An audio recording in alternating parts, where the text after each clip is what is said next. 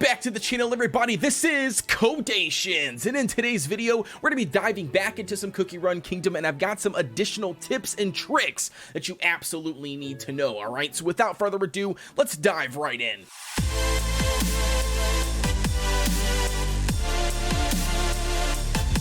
So as you can see here on screen, this is going to be the Tower of Sweet Chaos. Each one of these individual trays are going to cost what they call chaos keys. So you can see up here in the top right hand corner. Now, where the tip comes into play, you definitely do not want to be sitting on these chaos keys, all right? Because I'm going to tell you right now, these chaos keys are on a regeneration timer just like your stamina jellies. So sitting on them basically ideally means you're missing out on additional keys regenerating for you to claim, especially if you're not online 24/7 logged into the game. All right, so what do you do if you're stuck on a stage and you can't use these individual keys? Well, what I highly recommend that you do is actually go back down the Chaos Tower until you find the stages that either have two individual chests, that you may have only claimed one of those chests already. Same thing goes for the individual stages that you could fight both of them, whether it's, 68-1 or 68-2. If maybe you've only fought one of them just to conserve on the keys and continue pushing up the tower, whatever the case may be, I highly recommend that you work your way down the tower and go to those individual stages and open those additional chests, because you are going to utilize those keys. All right, because like I said, if you don't know, if you click up here, they are actually on a respawn timer, and with that being the case, if you're sitting at max keys 24/7 because you're stuck on a tray and you can't progress any further up the Chaos Tower, then you're wasting your keys because they are not regenerating for you. All right, same thing goes for stamina in the world exploration. We've covered that in previous tips videos, so 100% get in here and utilize your keys. Diving into tip number 2, and that is going to be the Golden Age of Trade event. So as you can see here, the Golden Age of Trade event has officially dropped in the game, man. That is right. So if you don't already know, it's roughly going to last you guys 7 days, right? So the event is 7 days, just like last time. And not only that, I'm going to tell you guys something. It looks like we're getting this event seasonal, which means that it looks like from the last time, it's been roughly 3 weeks since it's last dropped in the game. And not only that, it looks like they're dropping this event on the last week of every single season. And if that's going to be the case, then tip number 2 absolutely is going to help you guys out. All right, so if you don't know how this event technically works, we got to cover that first really quick before diving into the tip. But basically, you craft items depending on the rarity of the item or how hard the item is to make, will award a certain amount of points, and then you're basically accumulating a total number of points to then overall place you in a specific percentage rank. All right, now basically at the end of the 7 days of the event, whatever percentage you are currently at will get a massive amount of resources. All right, so you can see you get a handful of crystals, you're also going to get a bunch of gold, and last but not least, some experience jellies. So the 3 most valuable resources in the game you're getting for free just for playing the game. So 100% no brainer. All right, now where the tip is going to come into play is I highly recommend diving into the game during the 3-week stint that the event is not in the game, and grinding out those harder to make items, those rarer items. So no matter what cookie castle level you are currently at and whatever item that top tier item is that you can make, I highly recommend building a bunch of them, stocking them up, and waiting, all right, to utilize those items as much as possible for things like your trains, things like your Tree of Wishes, and last but not least, your trades. All right, because all 3 of those things, as you can see right here, are going to be what accumulate your points. So 100% save them up. Do not neglect your train orders, your Tree of Wishes every single day, and your potential trading port, trades. All right, don't neglect them. I'm just telling you guys, build up in abundance. If you guys are offline, if you're not playing the game all day long every day, then definitely load up your longer to make items or your rarer items. Even if your trains aren't asking for it or your orders aren't asking for it, I would highly recommend still doing it, because you are saving up for this Golden Age of Trade event specifically. Those free-to-play players, guys, you guys always are talking about crystals, and how you need more summons. This is an easy event to take advantage of, so that is going to be tip number 2. Alrighty, so moving right along to tip number 3 we've got for you guys today, and it's actually going to piggyback off of tip number 2, the trade event. All right, so basically the tip number 3 is going to be all around the Cookie Castle level, the Smithy level, and then not only that, leveling up your technologies in the laboratory to basically level level 8, all right? If you guys don't already know, everybody's pretty much getting into the laboratory, trying to grind it out as fast as possible, so then you can take advantage, obviously, of all the technologies and the buffs and percentages, which is, understandable.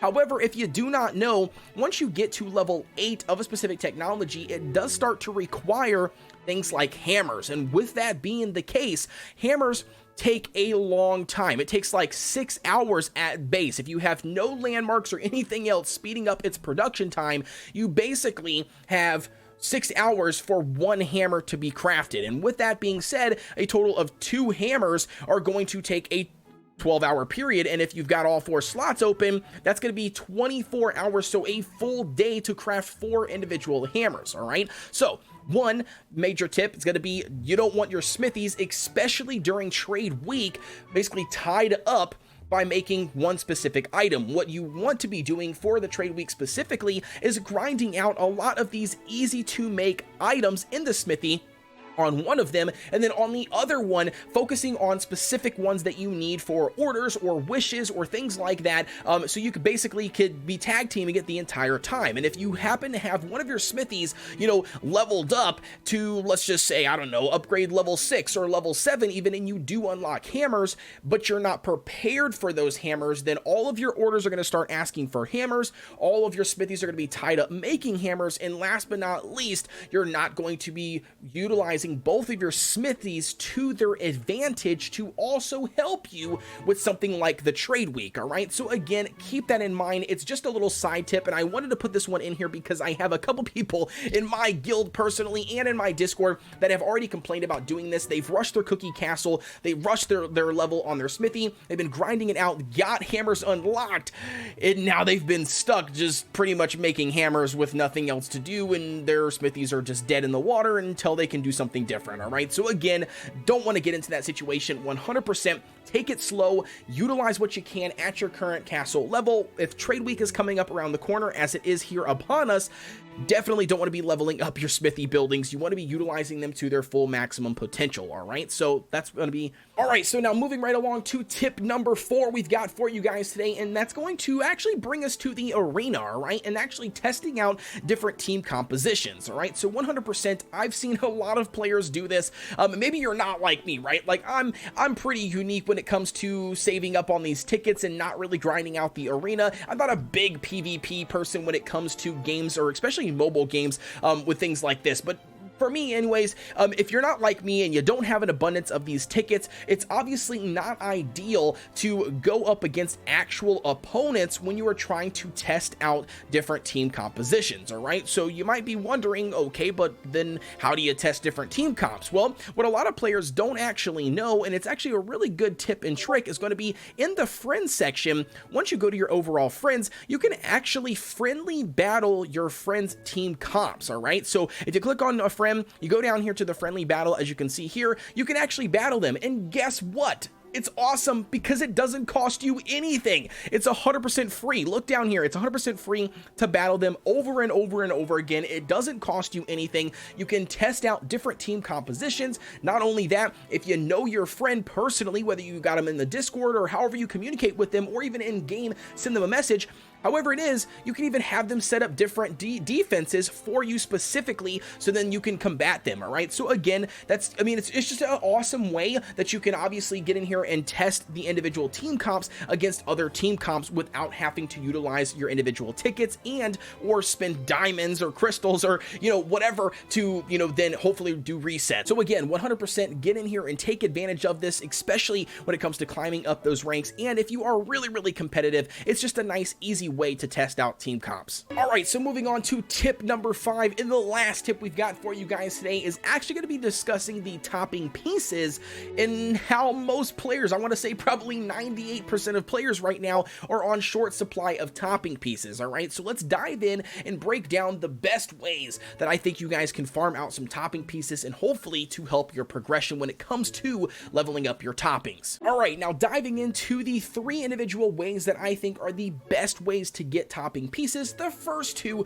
are pretty self-explanatory and everybody already really understands, right? The first one obviously is going to be the train orders. You get in here, you grind out the individual train orders, and then when your train comes back, it gives you resources, and sometimes a good chunk of the time it's going to give you some topping pieces. All right, so that's going to be an easy way, pretty self-explanatory. It's not going to get you rich on topping pieces by any means, but it's a way to get them.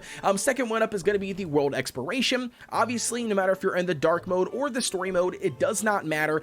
Either one, whatever stage you are going to complete, you have the percentage chance to get topping pieces as part of your reward for completing the stage. All right, so again, pretty self-explanatory. Now, where the tip really comes into play is actually going to bring us into the third way to get topping pieces, and that's going to be the balloon expedition, right? So if you're like myself, prior to me making this video for the most part, Andy Z has taken upon himself to generate this math. All right, so again, thank you very much, Andy, for presenting it to me and enlightening me on this. But a lot of us, myself included, have been grinding out whatever the highest episode we can in the balloon expedition, especially if you're going to be offline for quite some time, right? Because you think, the higher the stage, the more experience, the more gold, potentially the better chance of reward. All of those things, obviously are true, and that's what your hope is, so you obviously run that episode. However, when it comes to topping pieces specifically, and you're trying to grind out more topping pieces because you're short on them, it's actually better to run the lower level episodes, specifically episode 6 and episode 7. All right, so to break down the math for you guys here really quick, hopefully you guys understand, basically for episode 6, it's going to take you relatively 5 hours to complete, all right? And not only that, it's going to give you a total of 10 topping pieces, which then in essence, if you break it down per hour that it takes to run, it's going to give you 2 topping pieces per hour, all right? So moving right along to the next episode, and that's going to be episode 7.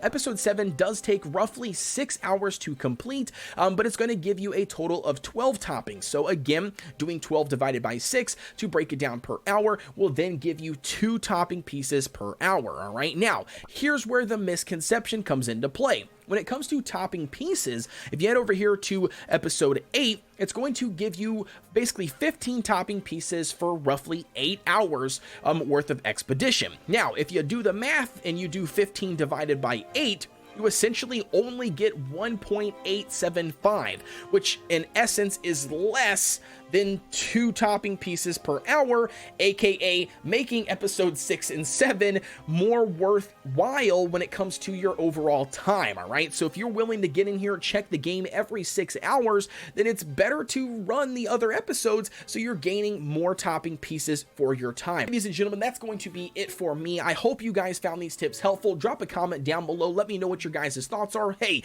let me know if you didn't even know some of these tips. I would love to hear your guys' thoughts. And not only that, if you guys haven't done so already, take advantage of our Discord. I've got a Discord link provided down below. We've got things like my guild sign up form if you guys want to join that eventually or get put on the waiting list. If you guys want to just hook up with some other players in the game, we've got tons of players for Cookie Run Kingdom. I think almost 1,000 players just for Cookie Run Kingdom. So we would love to have you guys over there. And as always, please be sure to like, comment, and subscribe, and hit that notification bell so you get notification every time we drop a video. And I will see you guys in the next one.